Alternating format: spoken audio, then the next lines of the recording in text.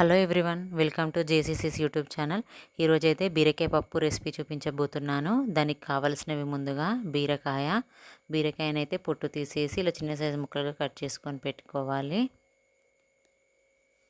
మిర్చి, tomato, onion, వెల్లుల్లి రెబ్బలను అయితే ఇలా దంచి పెట్టుకోవాలి.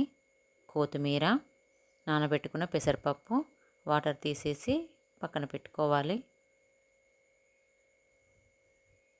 ఆయిల్, తగినంత కారం, తగినంత ఉప్పు, జీలకర్ర, పసుపు. ఇప్పుడు తయారీ విధానం చూసేద్దాం. ముందుగా స్టవ్ ఆన్ చేసి ప్యాన్ పెట్టుకొని ప్యాన్ హీట్ అయ్యాక 2 టేబుల్ స్పూన్స్ ఆయిల్ వేసుకోవాలి.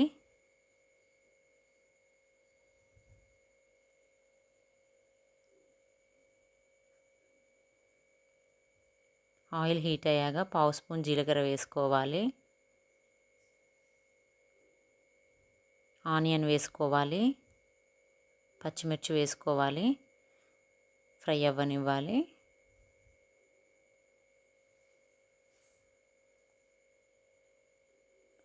ఆనియన్ అండ్ పచ్చిమిర్చి ఫ్రై అయ్యాయి. ఇప్పుడు వెల్లుల్లి రెబ్బలు వేసుకోవాలి.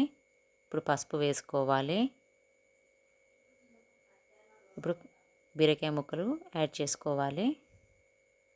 ఇప్పుడు ఒకసారి మంచిగా కలుపుకోవాలి. బీరకాయ ముక్కలను అయితే ఆయిల్లో ఫ్రై అవ్వనివ్వాలి. ఒక 4 నిమిషాలు ఆగాలి. 4 నిమిషాల తర్వాత బీరకాయ ముక్కలు అయితే మంచిగా ఫ్రై అయ్యాయి. ఇప్పుడు రుచికి సరిపడా కారం వేసుకోవాలి. నేను 1 స్పూన్ మాత్రమే కారం వేస్తున్నాను. ముందే పచ్చిమిర్చి వేసాను కాబట్టి 1 స్పూన్ మాత్రమే వేస్తున్నాను. తగినంత ఉప్పు వేసుకోవాలి.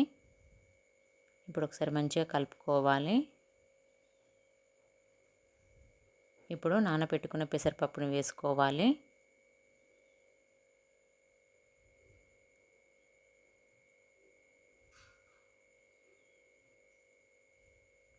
ఇప్పుడు ఒకసారి మంచిగా కలుపుకోవాలి. పెసరపప్పునైతే ఆయిల్లో ఫ్రై అవ్వనివ్వాలి. ఒక 2 నిమిషాలు ఆగుదాం.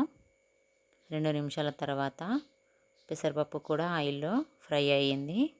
ఇప్పుడు టమాటా ముక్కలు యాడ్ చేసుకోవాలి. ఇప్పుడు ఒకసారి మంచిగా కలుపుకోవాలి. ఇప్పుడు టమాటోని ఆయిల్లో మగ్గనివ్వాలి. ఇప్పుడైతే టమాటో కూడా ఆయిల్లో ఫ్రై అయ్యింది. పప్పు కూడా మంచిగా ఉడికిపోయింది. ఇప్పుడు కొన్ని వాటర్ యాడ్ చేసుకోవాలి.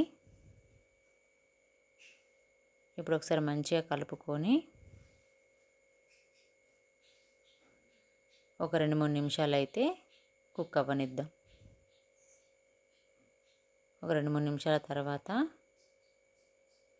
బీరకాయ పప్పు టమాటో మంచిగా ఉడికిపోయింది. ఈ కర్రీ అయితే చపాతీలోకైనా రైస్లోకైనా చాలా బాగుంటుంది. మీరు కూడా ఒకసారి ట్రై చేయండి. Thank you for watching. JCC ఛానల్ని సబ్స్క్రైబ్